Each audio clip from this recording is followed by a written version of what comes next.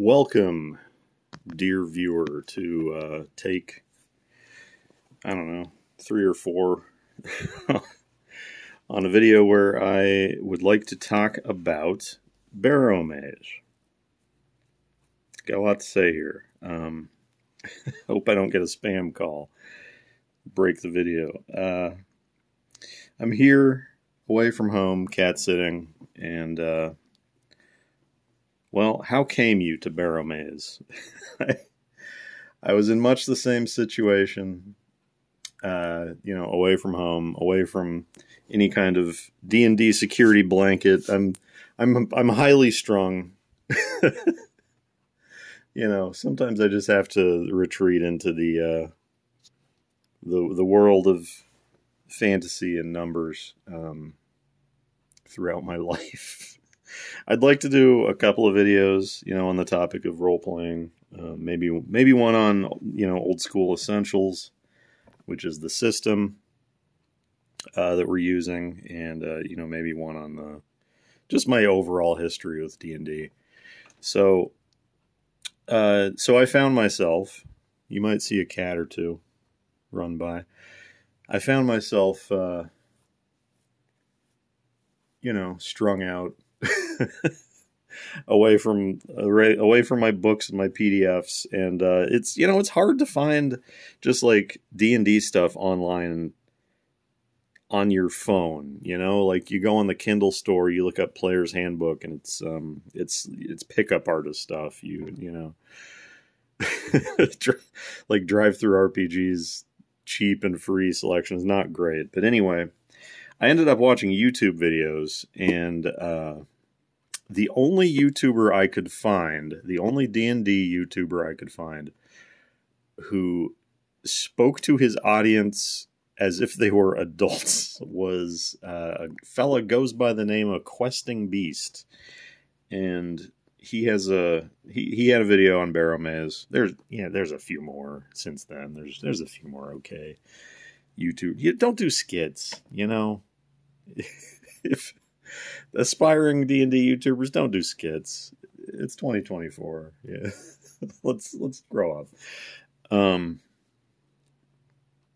So yes, he had a video on Barrowmaze, and it looks on the surface like pretty standard, the Barrow Downs in Lord of the Rings. You got a big plain with a bunch of hills in it that are graves. And you hit it. It's a mega dungeon. You hit it. You go back to town. You hit it the next day, and you like slowly you work through it. Let's see. You see here, it's by Greg Gillespie. This is not going to be one of those videos that you can, it's like a crystal clear PDF, and you can pause on any given page and get the thing for free.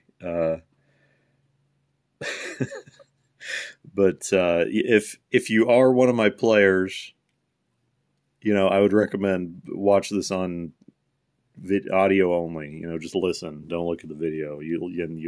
I'll try not to spoil anything, but I want to just talk about my thoughts on Barrowmaze. We've been playing since December, so it's month number of 5 now, so that's about 5 months.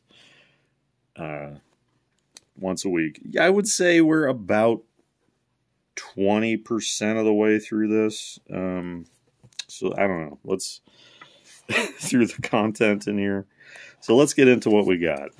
Beautiful art, inside and out.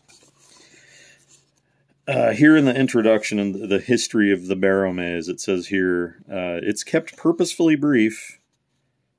Players should be able to find its history through dungeon exploration and roleplay. Not all of the information is available in the dungeon, nor is all of the information available in the village of Helix.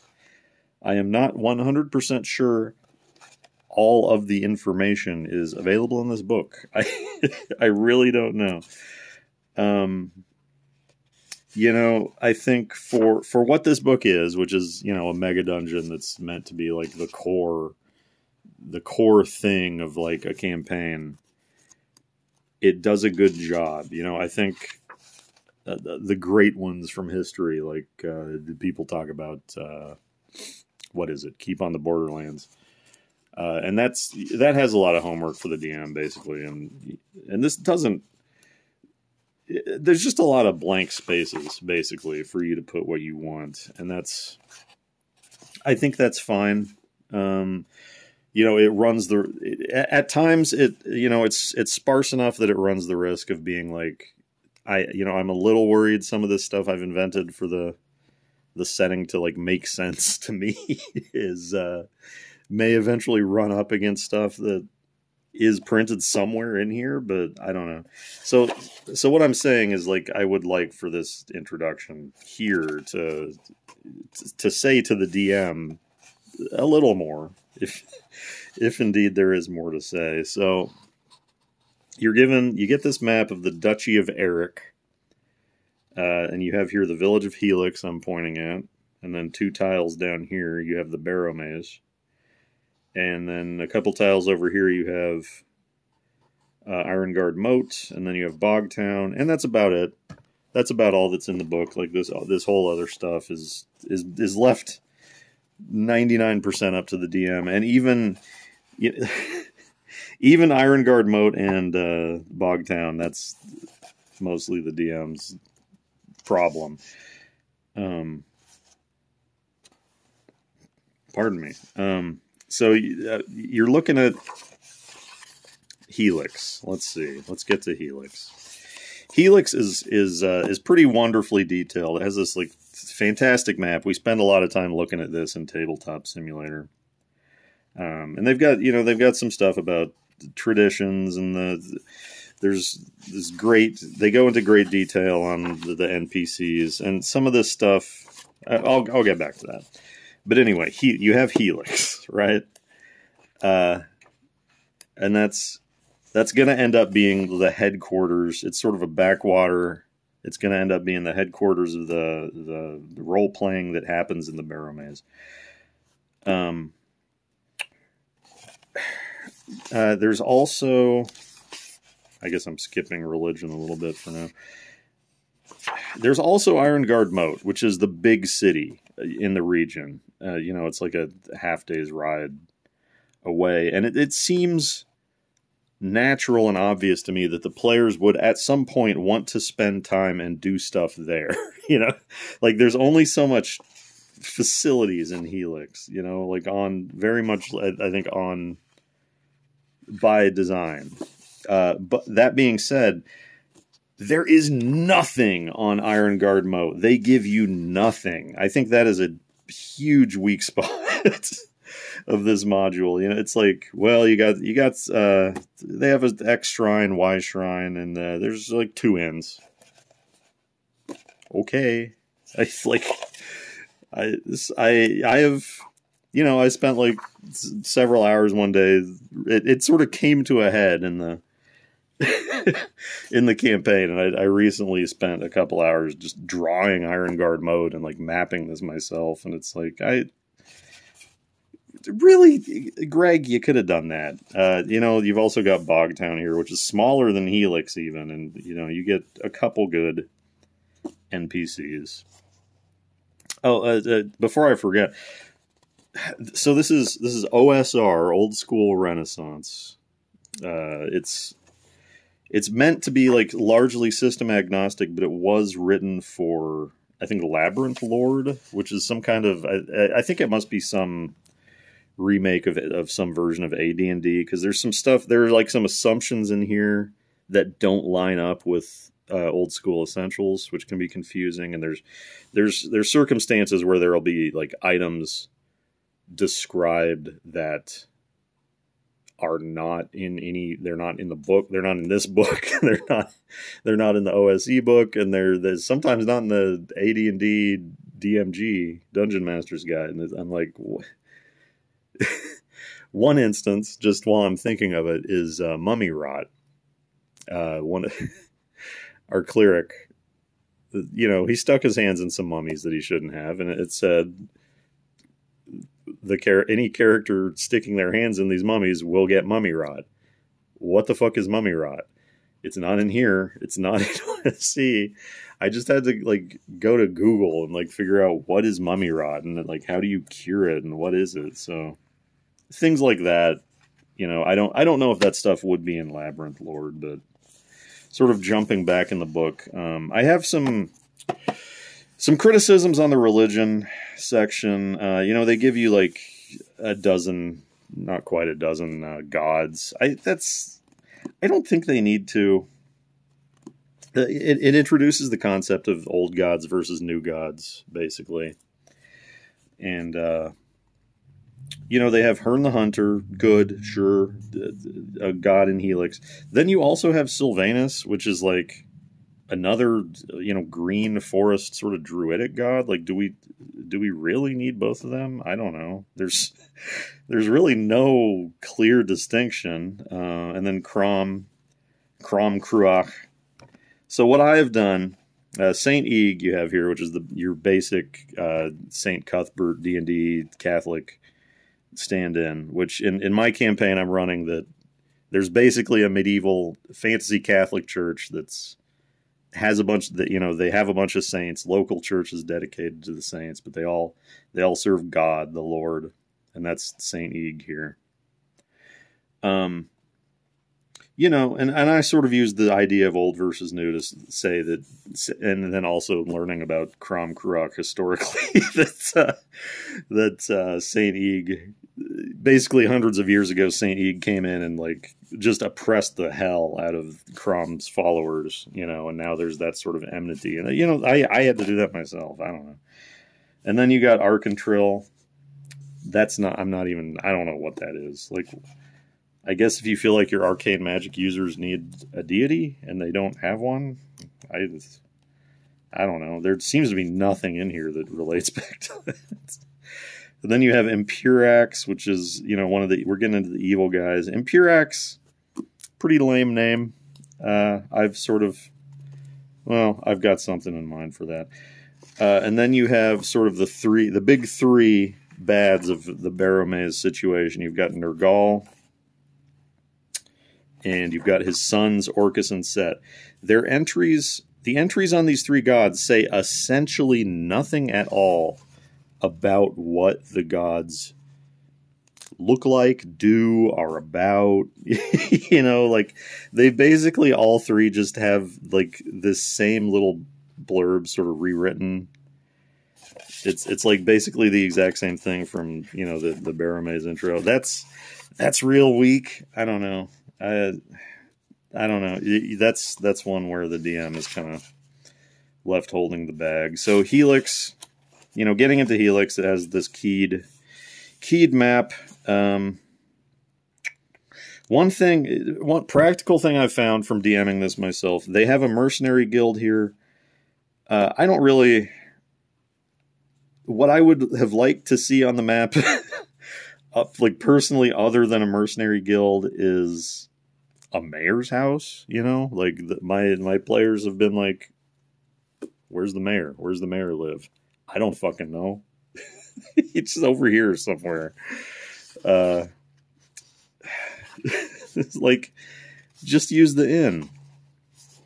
So, you know, you have pretty good little pictures for all the NPCs. They're not like fantastic, and I find this section is not particularly well organized. Like, you've got the keyed things with all the businesses, and there's little bits about the NPCs, but then like even past the keyed bits, like it starts doing the NPC portraits, and you're still in the keyed bits, and then it starts personalities of Helix. And then it's like not in order. It's not in alphabetical order. It seems to be kind of like in alphabetical order by location, which is not a, you know, then it's easy to like lose stuff. And it's, you know, when someone's like, well, what's that guy's name at the, at the end, you're like,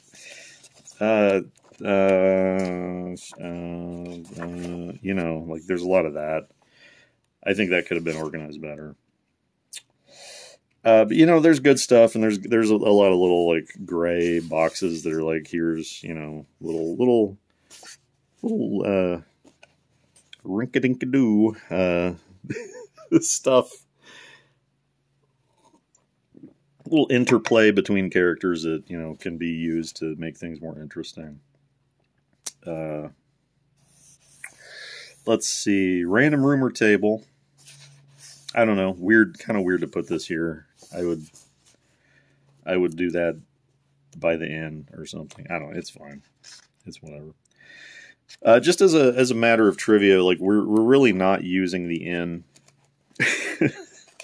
You have the brazen strumpet inn, and then you have the foul pheasant. One of the player characters is a gamer in the classical sense and a performer, and like we spend all the time at the foul pheasant. Like the inn has barely been touched, and that's fine. You know, you just move stuff over.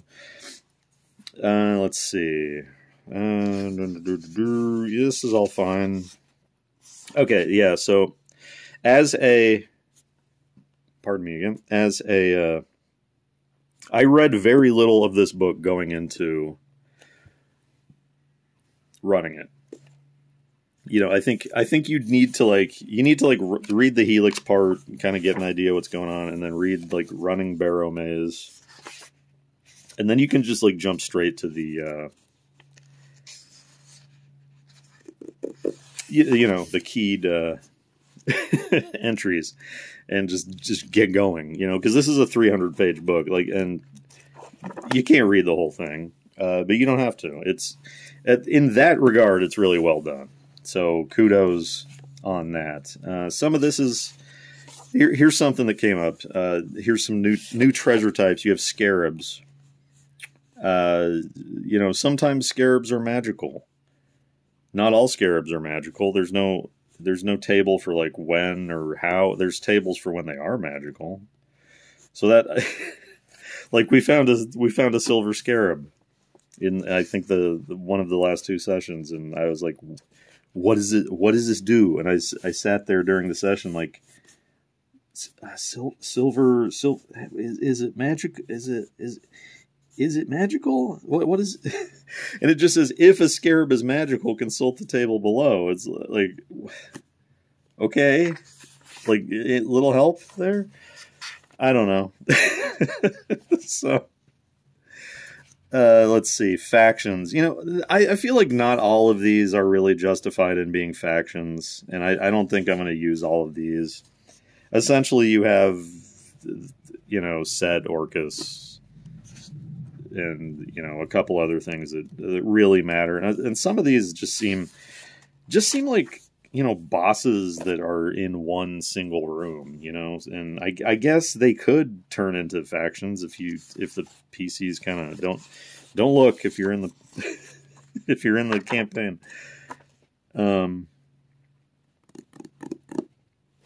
Because here's the Barrowmaze map.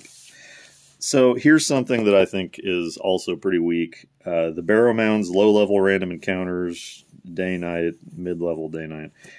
This is real anemic. You're going to end up having a lot more than 6 random encounters as the players are exploring the Barrowmaze, and they give you 6 per segment, and they basically make it clear you are not supposed to be here at night. You know, this is not like Eye of the Beholder, where you go out and you get hurt and then you rest for 60 hours. Like you are supposed to get the fuck out of the barrows at night.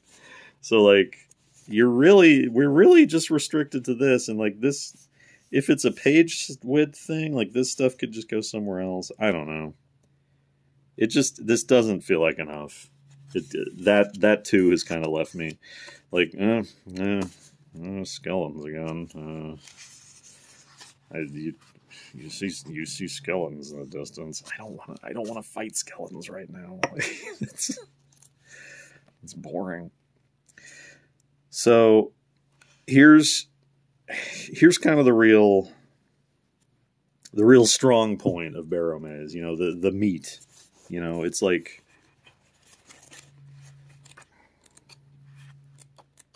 let's I'm trying to see how much book.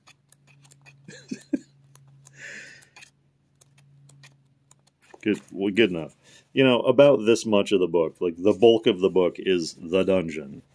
Both the surface level dungeon and then the large dungeon below. And it is generally really well presented, and interesting and varied. So it's like small to the point, just little entries. It's like Insider. What's one we've done?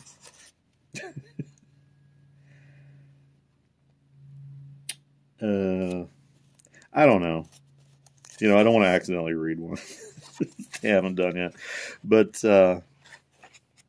it's just small to the point entries. The stuff that's important is generally really clear. The DM can read the entry and then like regurgitate it back to the players with details embellished or left out as the case may be. But that part works really well. The one complaint I have about that is like you have this map of the barrows, right? And it's keyed to each of the mounds. Some of these aren't really mounds, like there's and this also applies to like the dungeon map at large itself. Like sometimes these things you're like going up to, and you're like the players are like going up to it, and you're like you're going up to a hill. It looks like a barrow, and then you read the entry for the barrow, and it's like this barrow is a big fucking hole in the ground. Like, oh well, shit. Like I would have liked to. Maybe you could have marked it different, or like in the dungeon, it'll be like, all right, you go up to the dungeon door and oh, there's no door. It's been blown off the hinges. Like stuff like that is like the maps could have been in some ways a little better. As far as the theme, it's like I said, mainly, pretty dry undead.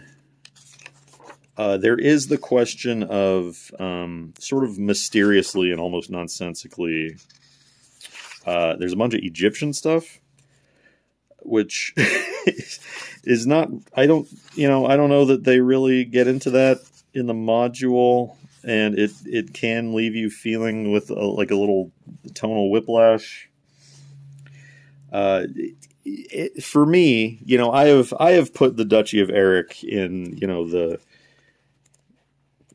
the southern tip of the Kingdom of Blackmore, which it's not like traditional Dave Arneson Blackmore. That's just what I called it. It's more it's more a tribute to Richie Blackmore's Rainbow than anything. But and then south of that is like where the old Egypt kingdom was, and you're kind of left like the DM is kind of left like having to scratch his head on that one. But that's fine. I don't know. I can see that being something that people don't necessarily want to put in their campaign, and if that were the case, that would be a lot of work to get out, to extricate and replace with something else. One thing, just great art throughout, great art, just tons of different stuff going on. Some of it's Egyptian, some of it's not. The dungeon is huge.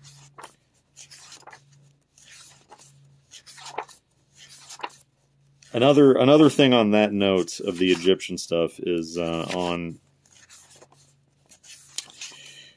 the let me just get to it, because I have this book. I just today, just this morning, I tabbed this book with these little color bookmark things. Absolutely do that, because I find you really have to like flip back to the monsters kind of frequently. Because it will give like little stat blocks for stuff, but then if there's a special attack, it's like, oh, there's maybe just an asterisk there or something.